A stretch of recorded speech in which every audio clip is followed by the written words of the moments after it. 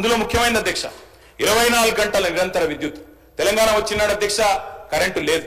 తర్వాత మీరు చూసినట్టయితే ఆనాడు దాదాపు పొద్దున 3 గంటలు రాత్రి 4 గంటల అధ్యక్ష కరెంటు. దొంగ రాత్రి అర్ధరాత్రి వచ్చే కరెంటు కోసం కావలగాసి దుస్థితి. దాన్ని మార్చాలనుకున్నాం సమూలంగా. 24 గంటల నాణ్యమైన ఉచిత విద్యుత్ రైతులకు అందించిన ఒకే ఒక్క నాయకుడు భారతదేశంలో కేసీఆర్ గారు అధ్యక్ష. ఆ కార్యక్రమం చేశారు. అదేవిధంగా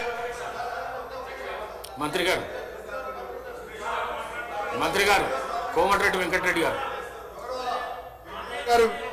మీ అనుమతితో పర్మిషన్తో సభను ఎప్పుడు కూడా తప్పుతో పట్టించే విధంగా 10 ఏళ్ళు మంత్రిగా పనిచేసిన సీనియర్ శాసనసభ్యులు 24 గంటలు ఇచ్చినామని చెప్పినప్పుడు మధ్యలో మా పిసిసి ప్రెసిడెంట్గా ఉన్నవారు అమెరికాలో ఏదో మాట్లాడితే నేను అప్పుడు ఇమీడియట్గా నెక్స్ట్ డేనే బండ సోమవారం అని భువనగిరి మండలం ఒక సబ్స్టేషన్కి వెళ్ళి లాగ్ బుక్ చెక్ చేయించి 4 నెలలకే లాగ్ బుక్ చెక్ చేయించి ఆపరేటర్తోనే నేను ఇంటర్వ్యూ తీసుకొని ఎన్ని గంటలు వస్తున్నాయంటే 10-11 గంటలు సార్ రికార్డు ఉంది సార్ నేను పంపిస్తాను మీకు మ్యాక్సిమం అంటే 14 గంటలు అందులో 5-6 సార్లు పోతుంది కరెంట్ అని ఐలై అనే ఆపరేటర్ రిటైల్ లైన్మెన్ని మళ్ళీ వీరు పెట్టుకున్నాం.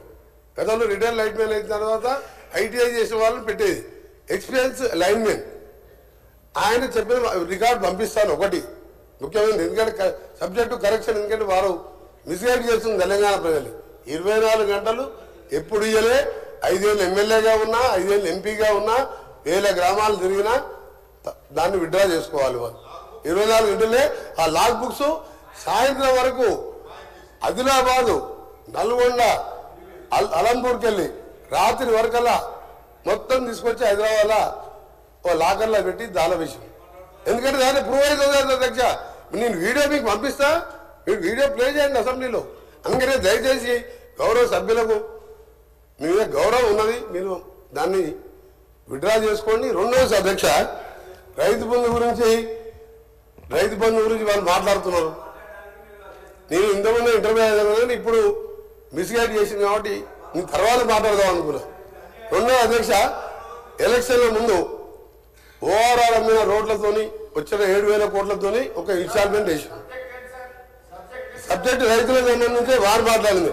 రెండవది ఎక్సైజ్ టెండర్స్ ఒక 1 ఇయర్ తర్వాత పెట్టే టెండర్స్ ని 2,000 కోట్లు అన్ఎంప్లాయ్మెంట్ యూత్ దగ్గర సార్ వాళ్లకు అన్ఎంప్లాయ్మెంట్ కు వేరే దారి లేక 2 లక్షల ఫీజు పెట్టి 2,000 కోట్లు నాన్ రిఫండబుల్ వసూలు చేసారు. ఎక్సైజ్ టెండర్లు ఫైనల్ చేసారు. ఆ డబ్బులు ఏం చేసినా తెలియదు. నేను వాస్తవం చెప్తున్నా, రైతుల గురించి మాట్లాడుతున్నా. మధ్యలో గౌరవ సభ్యులు నా పేరు కూడా తీసుకున్నాం సార్. ఇంకొకటి సార్, మన గోరంటే వెంకయ్య గారు చెప్పిందంతే. ఒకటే ఎగ్జాంపుల్, నల్గొండ జిల్లాకి వెళ్దాం. ఇక్కడికి వెళ్ళి అర్జెంట్ చేసిన తర్వాత అందరం కలిసి బస్సులో మొత్తం నల్గొండ జిల్లా అందరం తిరుగుతాం సార్. నల్గొండ జిల్లాలో ఒక్క కొత్త ఎకరానికి ఆయకట్టు 10 ఏళ్లలో ఇచ్చినట్టు రుజువు చేస్తే నేను ఇక్కడి నుంచి రాజీనామా చేసి రాజకీయాలు బంద్ చేసుకొని, అంటే నల్గొండ జిల్లా కూడా తెలంగాణలోనే ఉంది సార్ మొత్తం కానీ సార్. నేను చాలా సీరియస్గా చెప్తున్నా.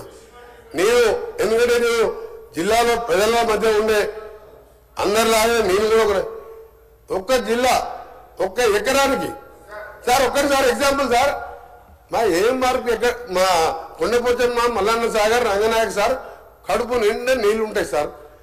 ఆ నుంచి ఒక 200-300 కోట్లు పెడితే ఆలేరులో గన్నమల్ల రిజర్వాయర్ వేరే టెండర్ పిలిచిండ్రు, క్యాన్సల్ చేసిండ్రు. 16-20 కిలోమీటర్లు